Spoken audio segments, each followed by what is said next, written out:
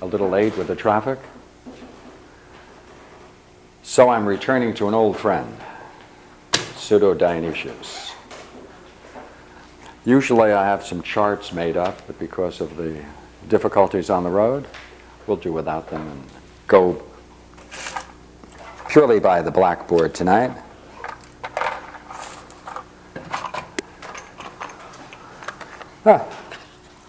Here is the thesis I would like to present this evening.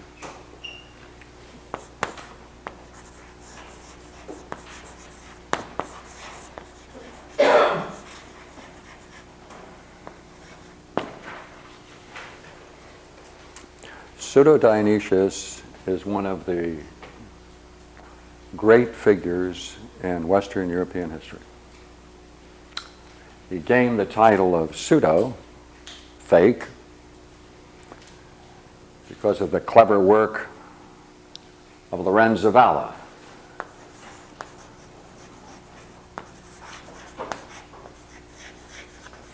And if you ever want to do some work exploring late medieval Renaissance figure, study Lorenza Valla.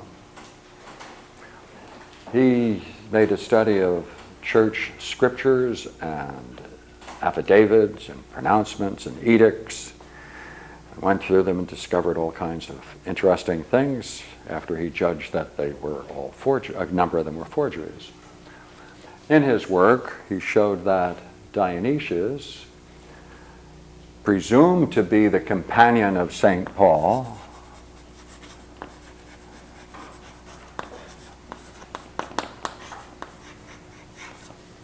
and in his 10 letters, one of which describes the crucifixion, this was considered to be the primary source. His writings were the primary source for Christian metaphysics.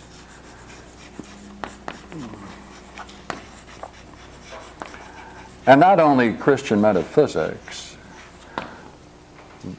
but a certain view about history and the development of human thought and the development of philosophy all came out of this one man.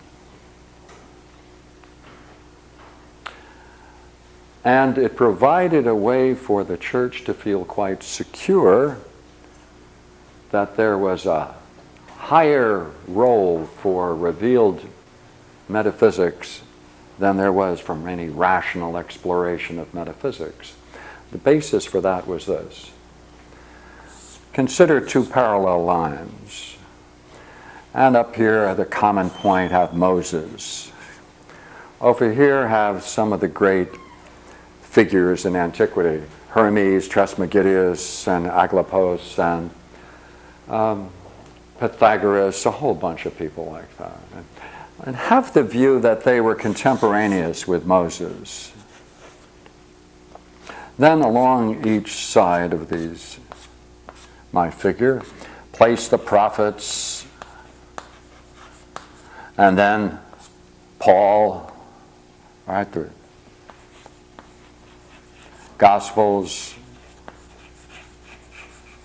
and here a very key place for our friend Pseudo-Dionysius, because he was said to have been the companion of Paul and was the witness to the crucifixion. He was closer to anyone else to the formative stages of Christianity. In his 10 letters and 2 works, he laid the foundation for Christian metaphysics. Now, succeeding thinkers, now let's put Plato here. Plato, all right, above him Socrates, Parmenides, others. And after Plato, Aristotle, and others. But what's most interesting is when we get here about 470, we have Proclus. All right, at 270 we have Plotinus and other thinkers between them, Iamblichus and Porphyry and people like that. The writings of Pseudo-Dionysius could be demonstrated to have anticipated all of these philosophical thinkers, that he contained in minuscule the entire system of thought that took hundreds of years to develop. he anticipated it and put it together in a very, very interesting and succinct package. They're remarkable what he did, absolutely remarkable. Therefore, it gave the church quite confidence that this is called the double revelation theory. One by faith and one by reason. And therefore, they could see the path of revelation based upon reason was partial. Partial. On this side, it came full, both historically in its revelatory character and its intellectual force. And as you probably all know, when Emperor Justinian closed down the schools of philosophy at 529 AD because the philosophers were writing tomes against Christianity and were indifferent to the evangelical movement going on. They couldn't be converted. He closed down once and for all Plato's Academy at 529 AD. And from that point on, no teaching of philosophy was permitted in public. You could study some of this if you were in the upper classes, but no public instruction was tolerated at the point and the risk of death. The philosophers, therefore, in Plato's Academy, the last great school of philosophy, they moved to Syria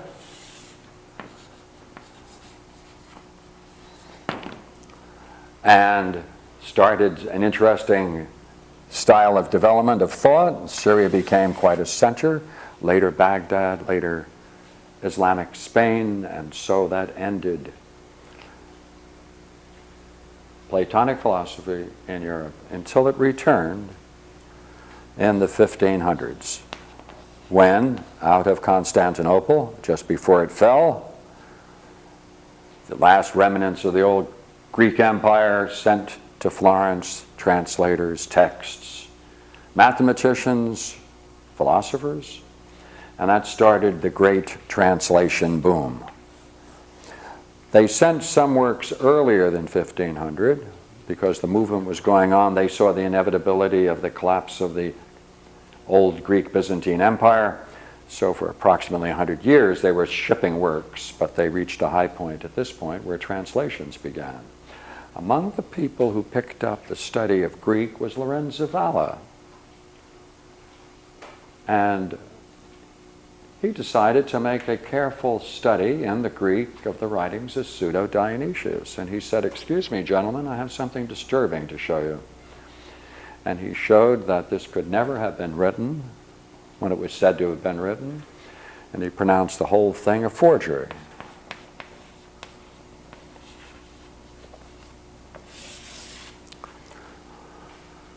That's where it gets the name pseudo.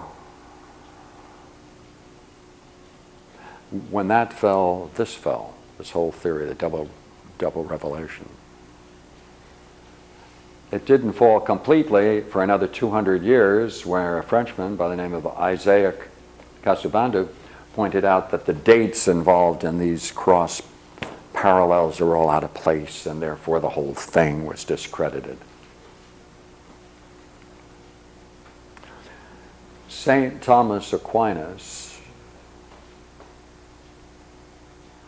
Albert Magus, the great theologian, St. Thomas Aquinas, depended heavily on the writings of Pseudo-Dionysius and the construction of their system.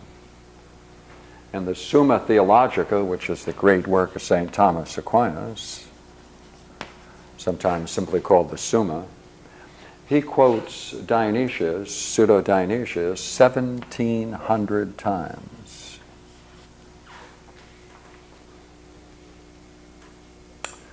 When he was quoting Aristotle, it turned out that he wasn't quoting Aristotle, but a work that came in to Europe about the 12th century, which was Proclus's Elements, once attributed to Arabic thinkers. Pagan. These are all pagans. Yeah. So look here. What are we going to do about this? What I'd like to take a few minutes out, and I have a couple of pieces of paper to read for you, is during the period of,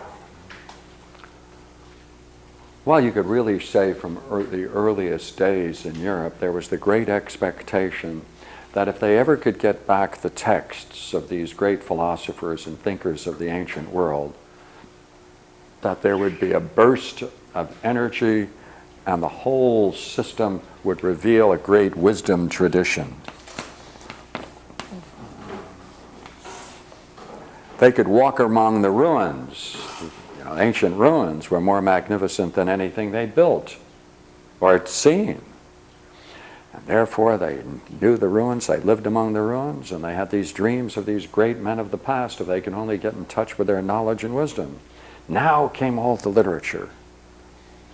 So important was this wisdom tradition that when the de Medicis, who funded the first Plato's Academy in Florence, right, at 1490, 95, 90, was run by Ficino. He was the great translator and philosopher in his own right. The first work that the de Medicis wanted to see translated was not Plato, not any of these thinkers. They wanted to see what we call today Hermetic literature.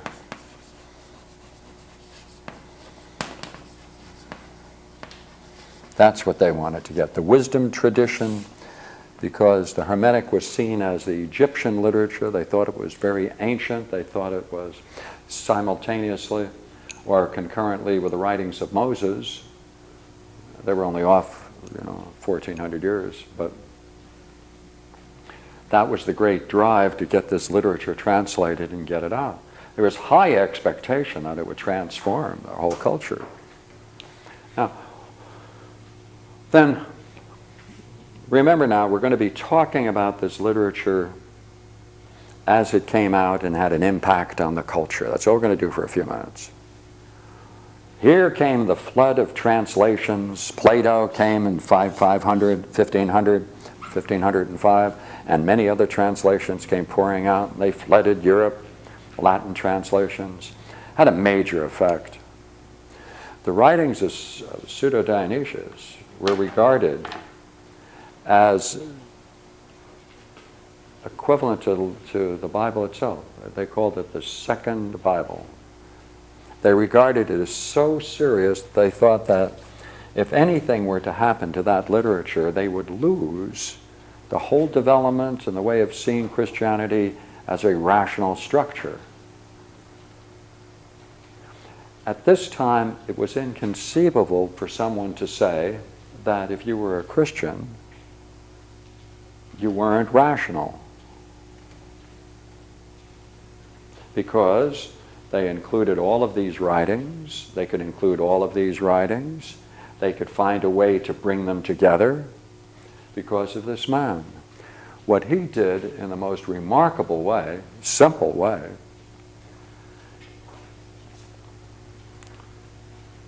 is that he saw the end of the old Greek culture. Now look at the date, 529. The writings of Pseudo-Dionysius appear for the first time at 530 or 531. They were found in an interesting country. Can you guess which country? Syria. The Platonists, therefore, who were exiled, fled Athens, landed in Syria, and among them must have been this person who did an amazing thing. He took this tradition, he took this Greek philosophical tradition, and he boiled it down, he compressed it down to its most fundamental elements. He gave it a Christian image, and he loaded it with Christian symbols sufficient to pass it off as Christian metaphysics. But in essence, it was nothing other than Platonic thought being disguised as Christian as it entered then into Europe And therefore, Christian metaphysics was nothing other than Platonic metaphysics brought into Europe under a disguise. Pseudo-Dionysius. Now, look here. For a long while, it was accepted as genuine. People accepted it as genuine. And I have a couple of quotes. There are many quotes you can get about this period. And I just brought a few of them. The Bishop of Aire, Francois Dufault, thought that the Hermes Trismegidia works attained to a knowledge of divine things surpassing that of the Hebrew prophets, equaling that of the apostles and the evangelists. They believed Hermes must have lived at a date earlier than Moses, and he must have been divinely inspired. He published a French translation of the Hermetica. He repeats these statements and seems almost to elevate the works of Hermes Trismegidius to the level of canonical scriptures.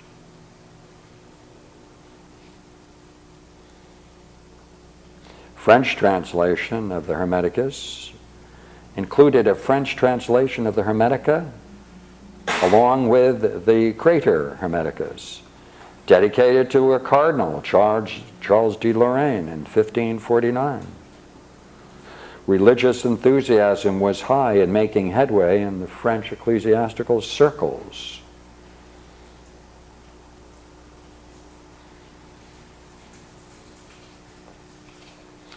The first edition of the Greek text of the Corpus Hermeticum was made available in 1554.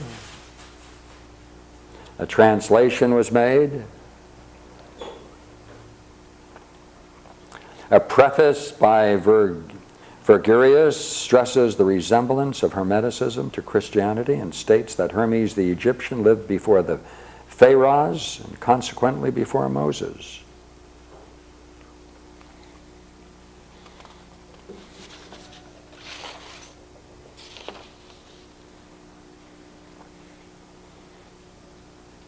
There are many quotes. In the preface to Tyrad's work, the Bishop of Evreux, eventually a cardinal, emphasized that embracing the works of the classic Kabbalists and the Hermeticists brought the Hebrew tradition into a new unity. And there are many other. Now look here, let's take a look at what this means.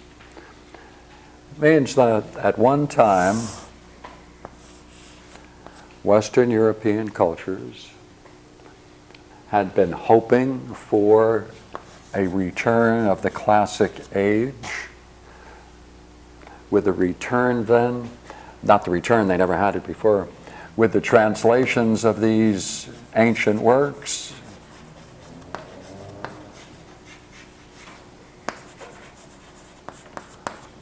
brought about a great renaissance.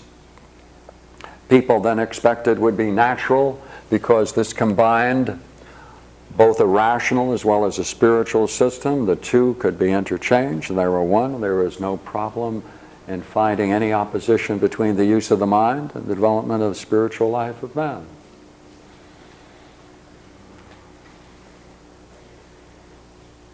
This was a very interesting period of time. So much so that some of the thinkers were saying that the writings of Pseudo-Dionysius could be considered on the par with scriptures. Then came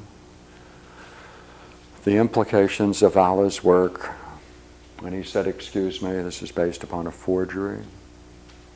And Isaiah Casabandu when he pointed out that these dates were all in error.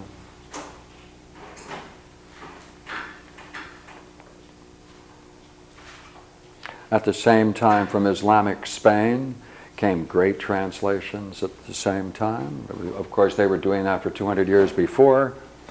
And therefore, with this came a whole drive of mathematics from the Arabs. Works on astronomy, woke up people, gave them a new hope, a way to understand nature as well as themselves with an ecclesiastical order. Then a silence fell over it all.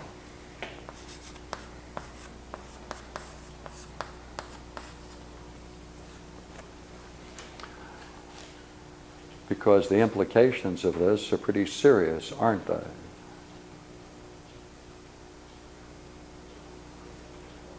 Lorenza Valla also showed that the Vulgate translation, Latin translation of the Bible,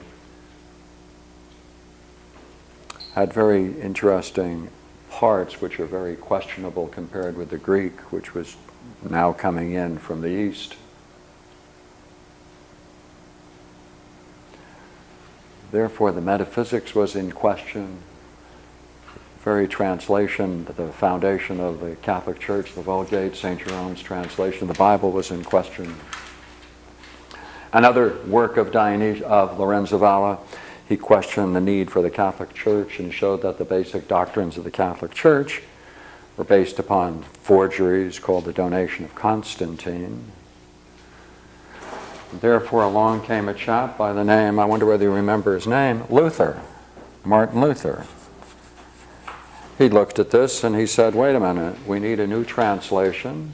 We don't need the metaphysics. We don't need to be attached to Rome. Then came the Reformation.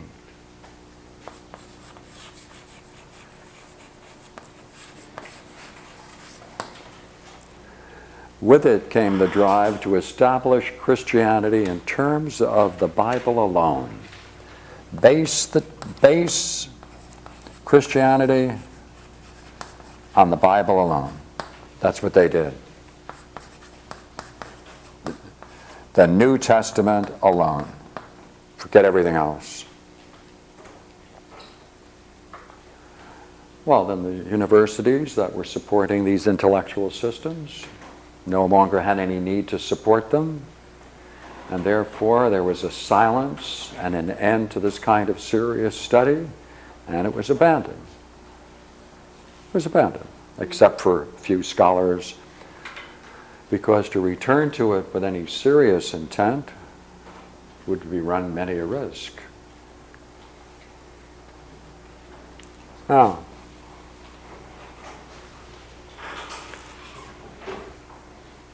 what has happened historically now, up to 1996, 1997, is that people have found that try to base Christianity on the New Testament is fraught with peril because it cannot be done, because it doesn't support the Christian theory. The very basic concepts of Christianity cannot be found in the earliest writings in the New Testament. That's all. This has had a profound effect on many people. What does that mean? You know what that means? That means this whole development for some 500 years has been an error. That's all. It's been an error. The whole thing's been an error, a mistake.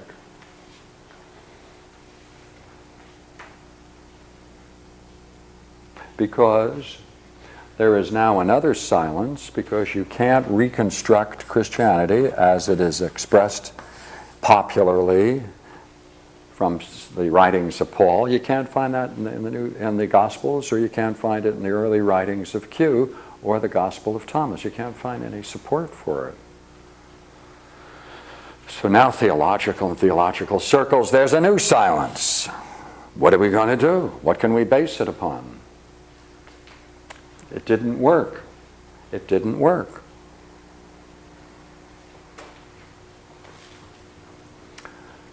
Two consequences from this. Now there's a new movement in theology that says, look here, Christianity developed for hundreds and hundreds of years. It didn't develop because the Pope sat down with the Bible, the New Testament, designed edicts based upon the New Testament. He did it to meet all kinds of needs and purposes that developed Christianity. Christianity, therefore, is a tradition. It's a tradition. It developed its views throughout its history, under all kinds of needs, historical, psychological. And just because it can't be based in the New Testament or Q or Gospel of Thomas, shouldn't make any difference. What has developed, therefore, as the latest thinking, is a myth. The new thought is, look here, it is a myth. It's mythical.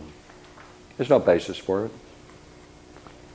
It's a myth. Okay, let's accept it as a myth. It's a myth. Only, would you not agree, the idea of myth and the word mythical are at odds with one another? Well, but that's the latest. This is where they're going. This is where they're going. Take the reality of what's been demonstrated. Then the only thing to say is that Christianity developed historically without recourse to the New Testament. And it can't be found in the New Testament because it never developed out of the New Testament. It's quite obvious now. Now what can we do? What can be done? Well, look what happened. To do this,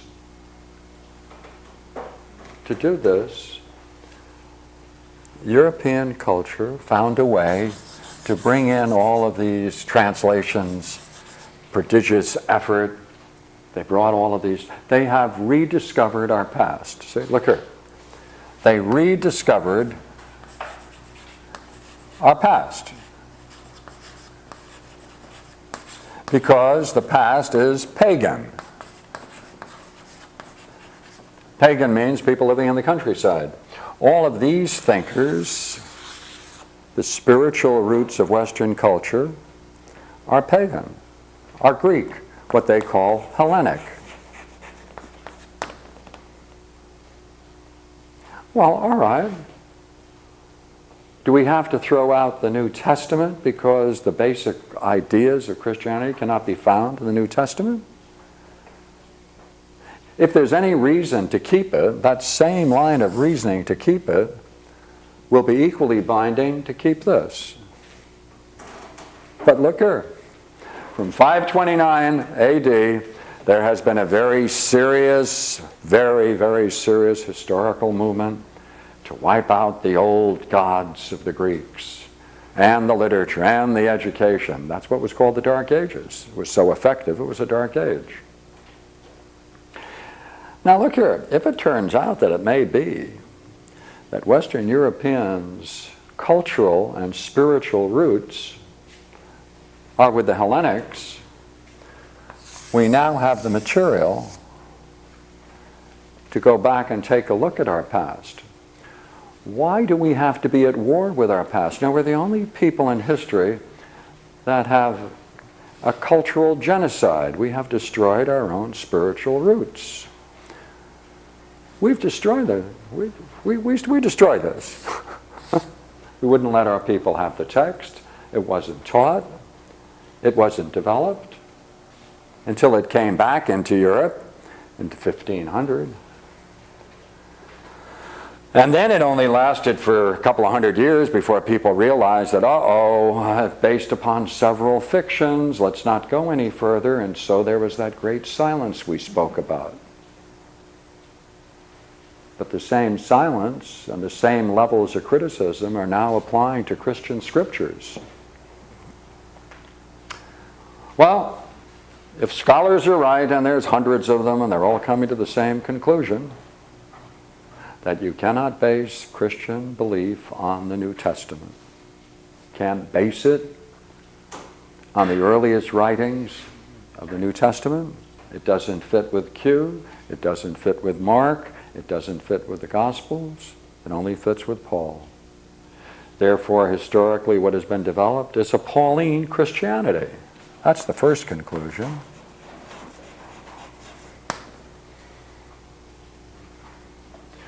You drop Paul, you have a different kind of Christianity. Totally different. If you base your Christianity on the Gospel of Mark, you have no resurrection. You have no resurrection. Because what was added to Mark was the resurrection. It ends at 16:8, it ends at the tomb. It's over, that's it. That was added hundreds of years later. Now, let's see if we can create something. We now live in a double silence. The first is, after great work, our past was rediscovered, brought to us, and now it's not accessible. It's not accessible to us because it's not taught as a wisdom tradition. It's taught in only certain colleges in certain ways for peculiar games called scholarship. It's not a living, ongoing tradition. It's only recently, and I mean since World War II, that there's any attempt to get the best of the Greek works out into English and retranslate them, since they haven't been translated again for 200 years. Well, wait a minute now. Let's go one more step, and then we can call what I want to talk about as the bridge. If our true heritage is really one and two, let's accept both. And who cares whether he was a forgery or not? Because if you want to be very strict about it, much in the Bible can be criticized. Many of the sections of the Bible can. If we accept, however, what has been developed historically, we might then be able to say, why not make a synthesis of these? Let's do it. What is being presented in both? What makes this quite interesting is that works in the last 20 years have shown that there's a common root to both of these traditions, and that there's a very interesting affinity and transformation of Judaism by the Hellenic, the Greek tradition. And therefore it may only be, watch it now, here comes the first one, there may only be a Hellenic tradition, period. That's all, it's only a Hellenic tradition. Judaism was transformed by the Hellenic tradition. The writings of the Gospels, you can take the basic Gospel of Mark and you can see it structured exactly like a tragedy based upon Aristotle's principles of tragedy. Therefore, the Gospel of Mark should be acted out as a tragedy along with other tragedies. We should include it within the literature of the Hellenic tradition, and we should try to get back into the ancient world to discover the roots of its wisdom and restore it. Not just in text, but rediscover it as a living experience. How are we going to do it? Well, the bridge. Here's the bridge. All right, all set for my bridge?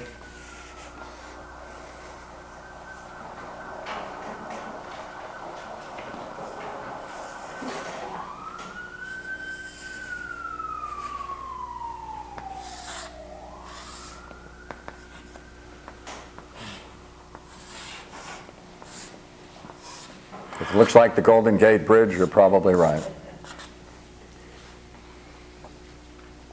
See, this was the Hellenic. This was the Judaic Christian. And there was no way of getting across this. There was no way you could transport yourself through it. At periods in Western Europe, if you even tried to, you were subject to punishment, death, for trying to get back over here. There was no bridge. There were only rumors of the past glories. And now, we've got hundreds of years where there's been silence. The tradition has been broken. What do I mean by that? I mean, like in Hinduism, you have the Rig Vedas, you have the Upanishads, you have Shankara, you have all of their spiritual giants. They were never destroyed. They kept them alive in their culture. Same thing with Buddhism. Same thing with Taoism. We're the only people who have turned genocide on our own tradition, our own spiritual tradition. Well, is there something there worthy of it? Well, there are many works now that show, without a shadow of a doubt, that you can take the Eastern writings of Shankara, you can take the writings of Nagarjuna, you can take the Taoist writings, you can take most of the great works in the East and the Near East, and you can say for each one of these, there is its parallel over here in the Hellenic spirit, that for every point they're making you can find parallels developed much more rationally, more coherently, and more beautifully.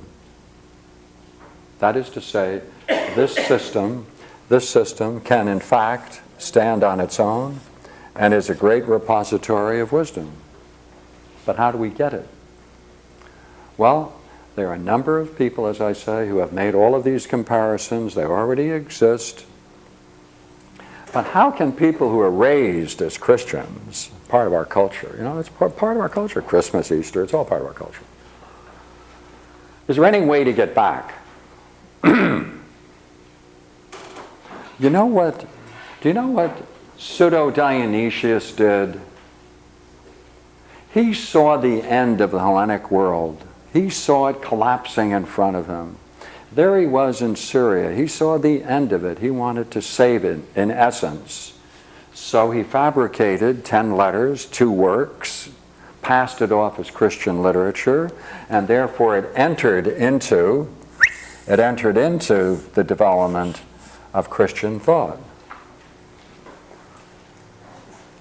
You can go backwards the same way. You can go back the same way. You see? You can go back the same way. Now that we're here, we can study Pseudo-Dionysius, because that was the mean that transformed Christian metaphysics. It provided the spiritual roots for Western Europeans for 1,500 years. So it went this way, sneakily, pseudo. If we turn around and decide to look at it and see what we can master with it, then that will give us, you know what that'll give us? That'll give us an encapsulated, very brief, compact view of this entire development right here. The entire philosophical development. Compact, neat, just a short number of pages. If we do that, then we can use that as the mean to get into this, to see whether it's worth our while to go deeper. If it transformed Christian thought into a metaphysical system of remarkable strength, we don't have to dump it because Pseudo-Dionysius and people like him were included in it. No need to. We can then go the other way and say, all right, what are the writings? If they're brief and simple, what do they show? Well, I thought I'd bring up a couple of ideas to show you what he shows. Matter of fact, there are only a couple, but I thought they're pretty central, so I'll introduce them. First thing he did was this. He saw the idea of law was central to the Hebraic Judaism. Right. He saw that if you're going to try to introduce this Hellenic spirit, you're going to have to do something about the idea of law. He said, oh, well, law, that's nomos. Right? It's the visible realm, how to order the visible realm, the political realm. Moses laid down the laws, the basic laws for men in the visible world to get along together. That's what he did, lay down God's laws. Now, the basic idea of the whole Hellenic tradition is based on three ideas. What's called the good, sometimes it's called the one. Right? Mind, sometimes called intelligence.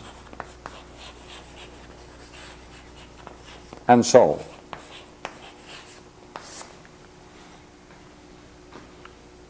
Now, any two things at all, if they have any connection, have something they share to bind them together. Anything at all. Two bricks. If you want to get them to fit, you need some mortar to bring them together. You need a third thing that can tie these two things together. Once they're together, then it's a unity. Well, these things stand to one another just like this.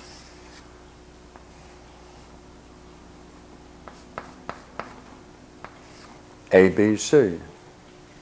That's a mean analogy, you see. A and B, right?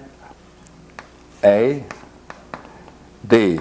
There's some third thing that ties them together. The mortar is to, oh, we'll call it M, as mortar is to B. Let's change the letters and even make it simpler, shall we? Let's call this C, and let's call this E, and call that middle thing, what's needed, B. Then these two things, A, B, C. Then A is to B as B is to C. That's a mean analogy. A is to B as B is to C. You can express it 2 is to 4 as 4 is to 8. That's a mean analogy. What's significant then about this, you see, is that this is the highest realm of intelligence. This is soul. Therefore, there is a part of man's soul. There's a part of intelligence which is mean analogies. Now,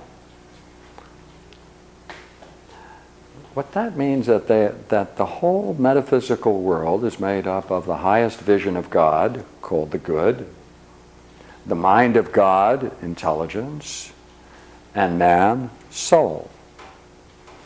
This is a basic mean analogy. It runs through everything.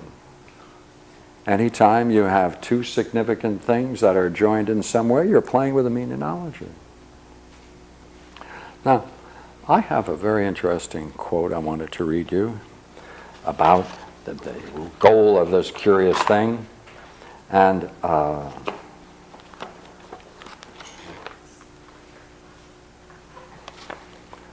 put a marker here so I could make it for you.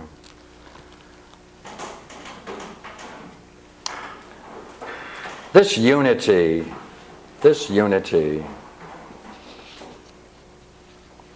runs through all reality. Now let me give you the quote.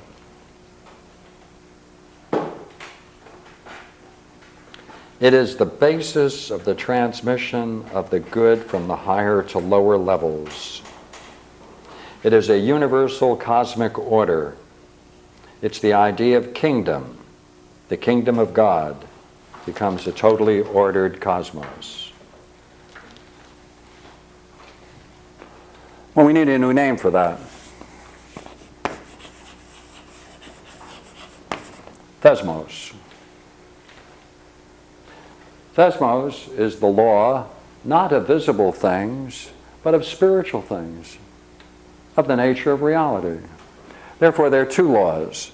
One, Judaic, Moses, the visible world, the visible laws for social things. Another kind of law for ultimate reality and the way in which our universe is structured. And this same thing can be said about man. In man there is a soul, and there are three parts of his soul. The three parts of his soul are going to be linked in the same way we said a moment ago. And therefore we're living in a universe in which this threesome is part of the man's being, his soul. It deals with the highest realities. Same rules apply to it. Therefore, each one of these, you see, has to be defined, described, and then their interrelationships and what's significant about them you can describe. You can then describe what it's like to experience each one of these, not to be told about it. And that's the realm of the spirit, or mysticism, or philosophy. This new word Dionysius brought in, thesmos. And he said thesmos must exist before Moses. See how clever he was? He said this order is part of the very nature and heart of reality. Now, each one of these things, if it has a separate definition, has there's something about each that can be so well defined that it means that each one has its own logos, principle. Each one has their own principle, logos. Each one has their own logos or principle.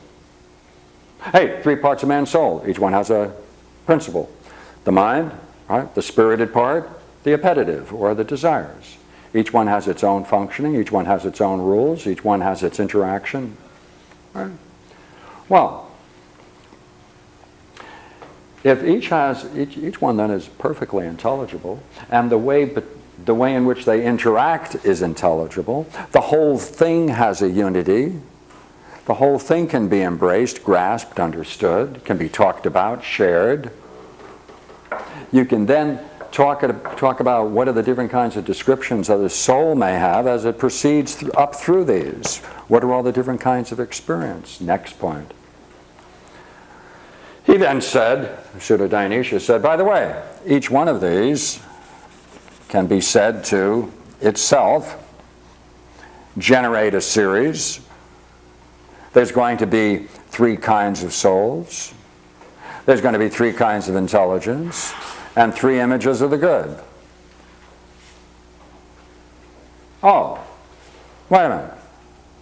Then you have a primary view of the soul, you have a medium one, and a third. Oh, everything is in threes because it all comes from this mean analogy. This then begins to be the fundamental idea that if you get it straight once and for all, you can then read all of this literature with ease. Now look here. What carries you up and down? What's the force that drives you up and down this structure? Eros. Love. Love is what moves the soul up and down. Because anytime anybody or any soul sees anything it sees as beautiful, what happens? Right? We want to go after it. Agree? The more beautiful, the faster we want to go after it. Therefore, in the soul of man, there is a natural eros that always pursues the beautiful. Therefore, as beauty is then expressed going up, its intensity and its magnificence increases at each level. Staggeringly so. Therefore, Eros is the motive power in the universe, and it's attracted to beauty, and the beauty perceived by the mind has a greater impact on the soul than any physical beauty. Therefore, intellectual beauty tends to be then one of the things that men pursue, because with it and through it one can get more advanced and more interesting, penetrating insights into the nature of reality in themselves. All of this is Pseudo-Dionysius. Next up, he says, look here, if everything is so well ordered, that means that at the very heart of reality there's justice. Because things have to be exactly where they are, because that's the best place for them, and they're functioning most ideally exactly where they are. They carry all the marks of their past appropriately upon them, and to the degree to which they seek to desire higher, it's perfectly just for them to do so, so long as they have the means to pursue something higher. Therefore, the nature of reality is by necessity just. The driving force behind man is love, As man sees the beautiful, he pursues it. The universe we live in is an intellectually hierarchy of values, hierarchy of perceptions, hierarchy of intellectual systems developed in this way, all based upon a mean analogy. He took these ideas and said, what I mean by kingdom are these ideas. So therefore, when he talked about the kingdom of God, this is Plato. This is all Plato. This is all Plotinus. This is all Proclus. This dude came along, and what did he do? He said, oh, you're going to get rid of Plato, are you? So he sat down with a bottle of wine with some of his friends, I'm sure. Remember, this is what they call BP, right?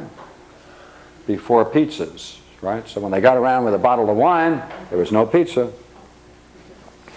There must have been something good, though, because what they cooked up was that magnificent document, which is just only 10 letters and 2 small pamphlets. Matter of fact, everyone who writes about them says more than what's in their writings. So look here. Was this fun to go through? That's Pseudo-Dionysius. We can therefore take it because he colors it and uses Christian terms that we are already familiar with and shows how you can then find a basis for using them. He is the mean between these two extremes. Therefore, he can be our bridge back to the classic period of time. It's natural, and I like it mostly in part. It's very beautiful, by the way, a very beautiful piece of work. And it's available, not readily available, but now that we have St. Xerox, right? And that's got to be one of the best things that's happened next to peanut butter. I think that's about equal? What do you think? All right, all right. And therefore, you see, what this allows us to do is to use it as a bridge. If you like what you read as you go through Proclus, you can pick up an intellectual menu and say, now let's see. I can trace every one of these ideas back to all of these thinkers that we had on this list before, where they go in greater depth than each one, and therefore you can use it as an intellectual menu and plot your course into the past and reclaim it.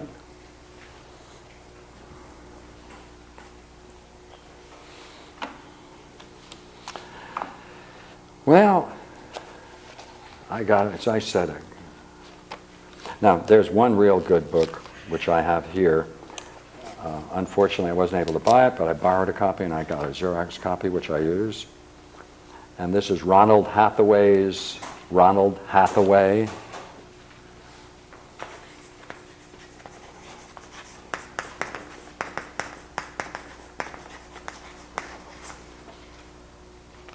Called Hierarchy and the Definition of Order in the Letters of Pseudo-Dionysius. The difficulty is that it was published in Holland, in The Hague, and my last words on it were that it's totally out of print, and then we should find that out. Let me write the whole title out for you.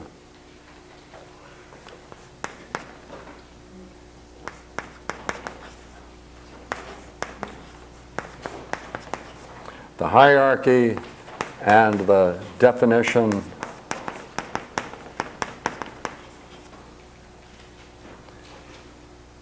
of Order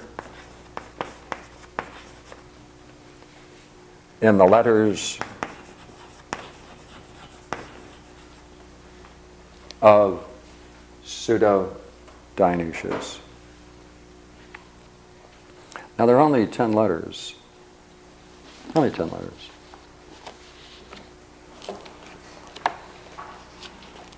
Who publishes the letters themselves? Who publishes the letters? Where can one find the actual? All of the letters are in here. Are in there. Yeah. And if you're interested in them, if you leave your name and address with me, I can get you a Xerox copy of mine. And but you'll have to excuse it because it's somewhat marked up. If you don't mind my marks on it, I'm more than pleased to ignore them if you can. Though there's some good art on it. So I thought I'd read a couple of lines for you from the writings of Pseudo-Dionysius. I'll take 8, which is a very fine, noble one. Oh, by the way, even the order of the letters, there are 10, matches the dialogue, Plato's Parmenides. So there are all kinds of interesting cross-references between what Pseudo-Dionysius was doing. He must have had clear in his mind the Parmenides and the Sophist, pardon me, not the Sophist, the Parmenides, the Republic, Gorgias. He must have had these articles, these dialogues clear in his thinking. He must have had Plotinus in his back pocket. He must have been some interesting chap. And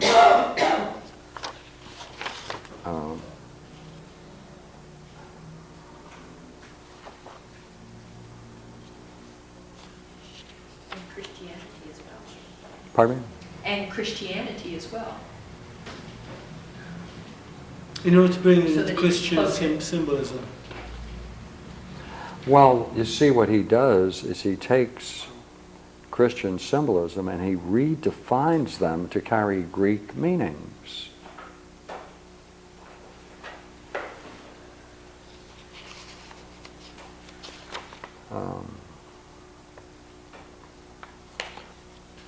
Once upon a time, when I was in Crete, the holy Carpus entertained me, he being a man, if there is one, who was suited through the purity of his mind to perceive divine visions. Now he never undertook the celebration of holy sacraments of the mysteries without first having a vision in his prayers before the sacrament. A good omen. Nice guy to have around, right? Before he prays, he has a vision. His distress consisted in the fact that this man had made someone wander away from the church into atheism while the joyous days of his baptism were still being celebrated, and that he should have prayed especially for both. And taking God as his helper, he should have turned the one back and won over the other with goodness. That he should not have left off with a warning to them, and thus he should have led them to divine knowledge, so that the matters disputed by them would be decided, and they who were irrationally making bold would be compelled to come to their senses by the judgment informed by law. Behind that, see,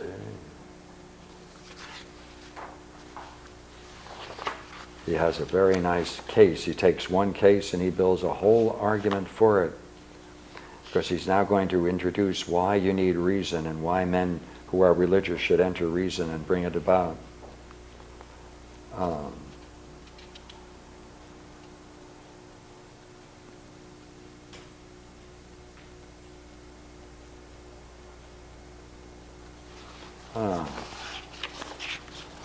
Let me give you one that I'd like to get the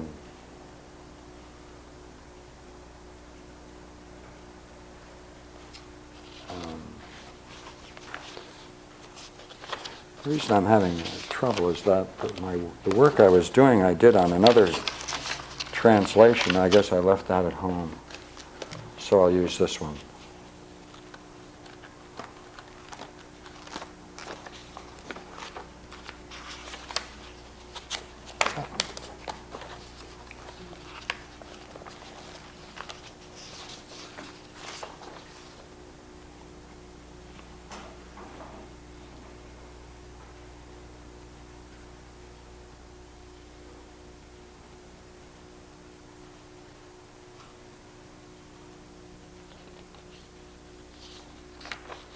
Here he's talking about how to understand symbols.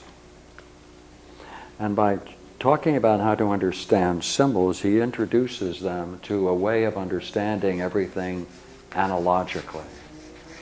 You see, because this whole thing is analogical, because all proportions are just another word for analogy. So he's going to have to show them now how to take any religious symbol and understand it analogically, that is, to bring it to reason.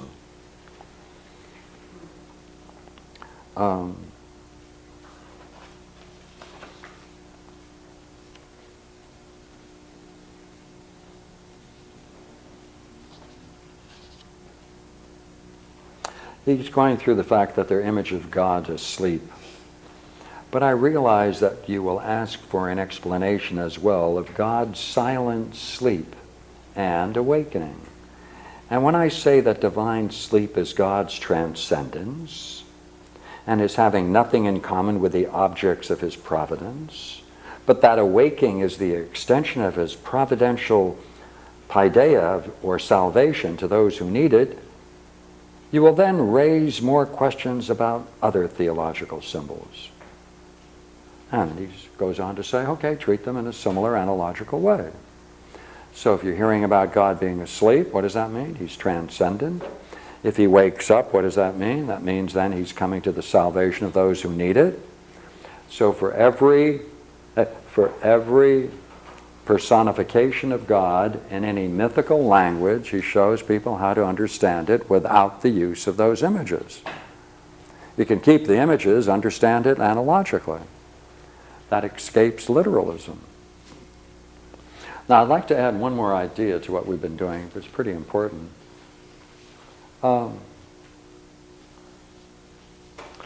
As we do this and see how all of these ideas interrelate,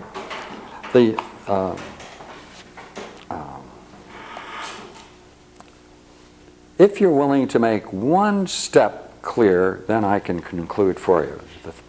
All right. Would you not agree that the things that are beautiful and are attracted to you, whatever it is that's beautiful, you're attracted to it so long as you consider it good? The same thing, if it's, no matter how beautiful it is, if you were to discover or even suspect that there's something about it that may bring along with it death and disease, even though it may appear beautiful, what are we going to do? We'll walk away from it and be indifferent to it. Therefore, there's naturally a perception connected with beauty that we hope, trust, that there next to it is in some way connected with something good. To the degree then that Eros is attracted to and pursues beauty, because it believes that the beautiful is good, then man is always pursuing what is good. That's providence. A providential view of the universe must follow if man is always pursuing what he considers to be good.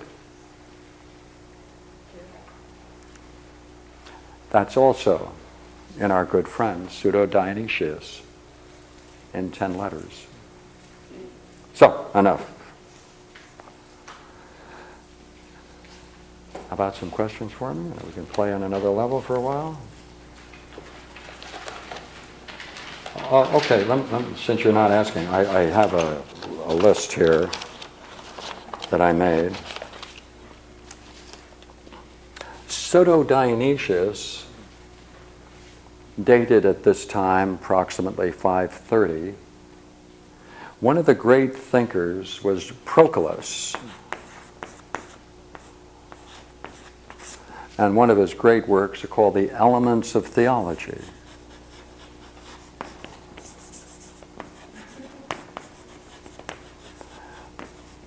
Each one fits in with others. The whole thing is a magnificent structure of 211 propositions.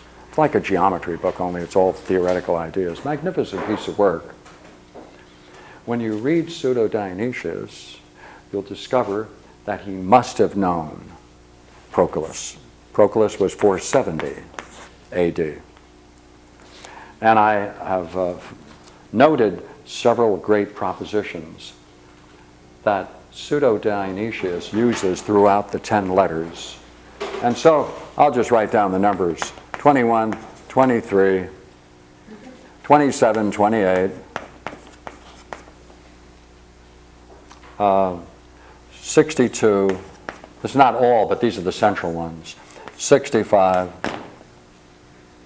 100, 103, thank goodness, 148, central, all right, 151.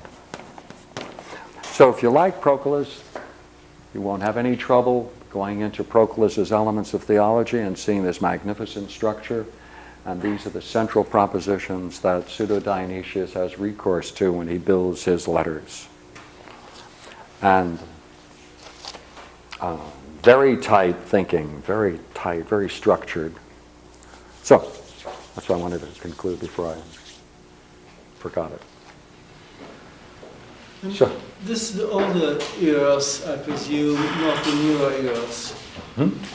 This is the older eros. Going to Greek mythology, there's the original eros, who is like the third element or god created. Mm-hmm. And then there's the other younger eros, who is the son of Aphrodite. I'm saying. Yes. There is a way of taking each of the Greek gods and understanding them as principles. Proclus did that in one of his works called The Theology of Plato. Magnificent piece of work. And you can therefore structure them out, and they all fit into threes, mean analogies. And that's possible too. In other words, we stand on the verge if we decide to take the challenge, if our culture decides to take the challenge. Because the people that are doing the best work in Platonic thought today, who have a need to go back to this structure, are theoretical physicists, theoretical mathematicians, Roger Penrose, Gödel.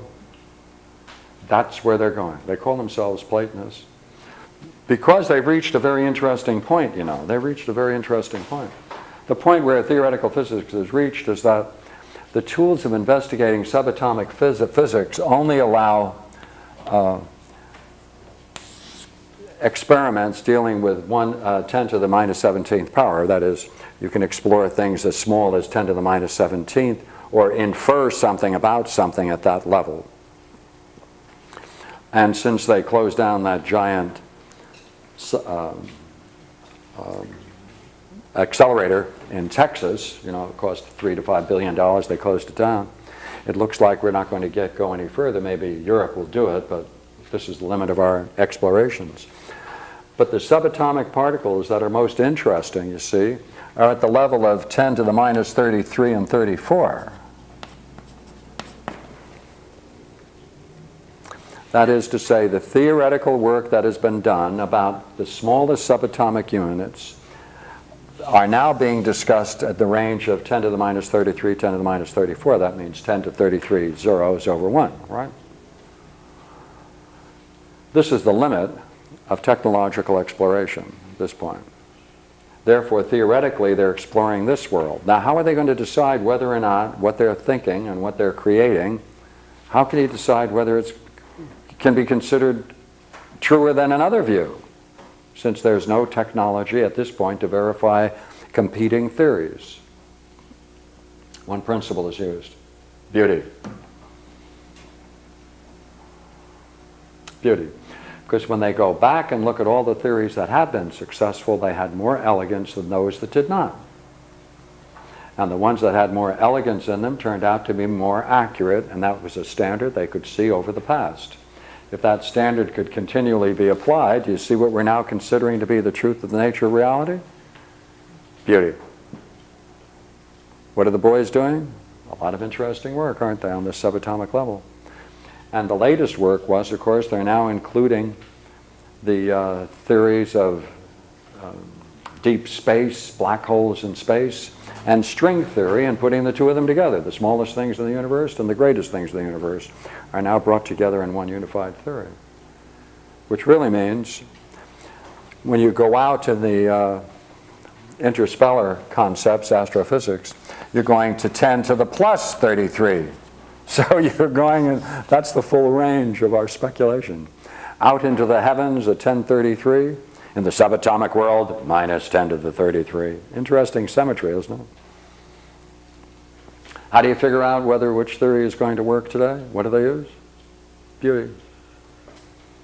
That's why superstring theory is considered to be a great innovation, because superstring theory posits a universe that has astonishing symmetry called supersymmetry, and that may be an indication that it's true. Therefore, at the core of our reality is beauty, Man's efforts as he moves are based upon beauty. The universe itself is structured in a highly, highly fantastic, intellectual, intricate way. And the whole thing is a delight to behold and to get a vision of. Right? Therefore, if we can cultivate vision, you know where you're going? You're going to cross that bridge and get over here. Because that's what all of these boys were doing. Going into the realm of the vision by, not by artificial means, but by the use of the mind itself. So my talk this evening is how to use pseudo-Dionysius as a bridge. I have a question. Was he a bit around with Proclus? Was there a possibility that Proclus was working? The dates we have are what? Proclus at what? 470, and I think you said Dionysius was 529. 530. 530. The God, therefore, So he could have been around. He could have. since there's a Overlap. of 60 years. Uh-huh. Yeah. Well, I yeah. was just thinking that if Proclus was in some way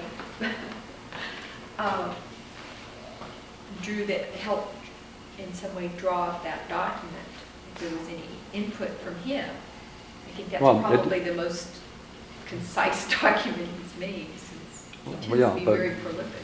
Mm-hmm. Yeah, his writings were treasured. Yes. And passed around, so they played a big, major role when they went into the Arabic world. You know, just libera causa is what they called it, and it's quite an amazing piece of work. So. But I meant in terms of conciseness. Yeah. Oh. Does the Hellenic tradition get into anything about the creation of the universe? These people were more into a metaphysical creation. How to understand the universe generated as an intellectual. So over here, they're interested in how it's created physically. Over here, they're interested in seeing how to understand how this ever could have come into existence as a metaphysical system, as a theoretical system. So, while there is some interesting work on creation as a physical, it comes out of Plato's Timaeus and people who reflected on Plato's Timaeus.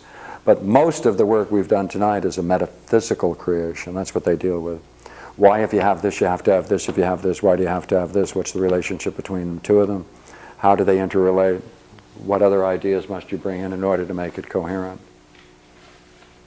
So to answer your question, primarily intellectual creation, as it were. They do have a physical side from the Timaeus, and there were many works written on the Timaeus, which has that aspect of it. I think that's our work. I think of all people in history, European, or present day, not just Europeans, now it's anybody who can play the game, of course. We're doing the most work in physical processes that must have started the Big Bang. This is history of time, etc. Yeah, when you're getting into numbers like 10 to the minus 33, they're talking about it with respect to time, that they have to go back beyond where physics can even be described, try to find the unified field in which the forces were all one, and they believe it's back there, but it's hard to... Yeah. A universe of 25 dimensions. That's what they're theorizing in order to pull it together to one Big Bang, a universe of 25 dimensions.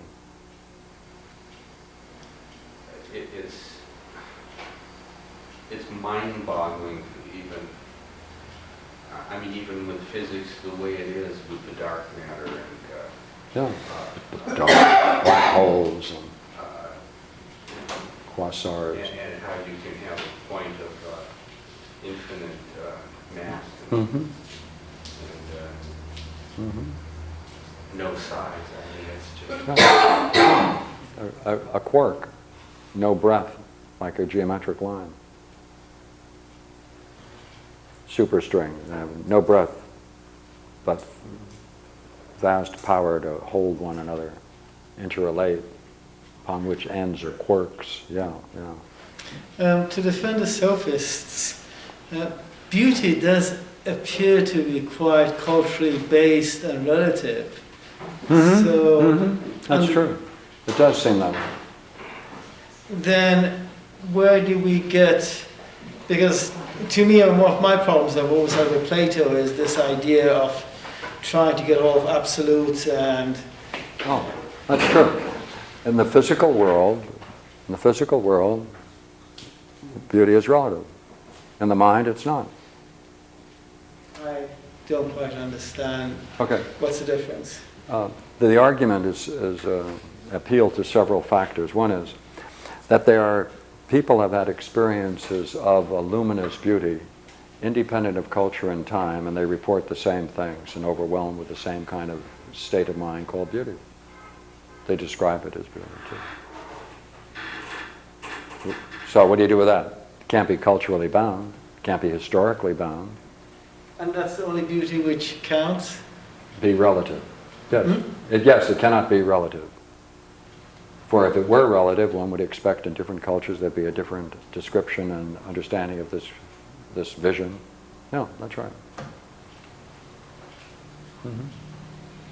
I have a friend of mine who believed in cultural relativity and beauty as a function of each and every particular culture, and therefore he didn't have any trouble. He was an anthropologist bringing his redheaded wife to Africa, because he knew the men in Africa would have no interest in her because she was a redhead, and they had their own vision of beauty. They had to be black.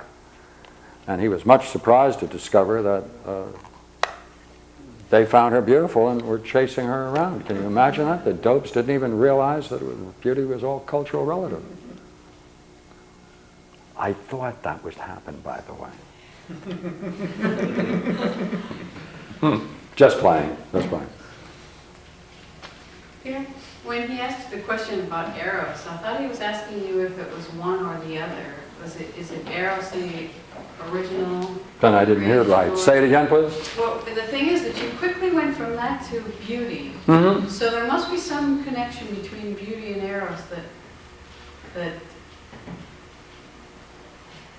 that you could make or say more about. Well, where would you need that connection?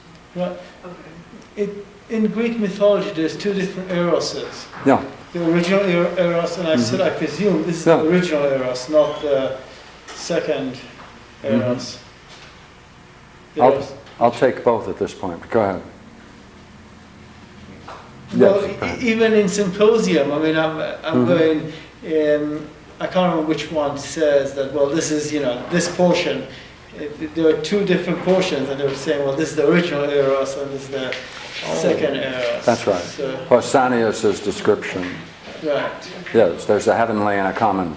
Right, and I'm presuming that the Eros that we're talking about is the heavenly Eros. That's Yes. Yes. Isn't it Eros and Philo and Agape or something? Yeah, they have different ways of talking about them. But the important part here, though, Eros is a power. It causes movement. It makes the soul move forward. And the desire for that which is beautiful, there is a power and a movement, and that's through the whole universe. It operates on multiple levels and is the basic dynamic of the universe, and therefore in man. So, thank you.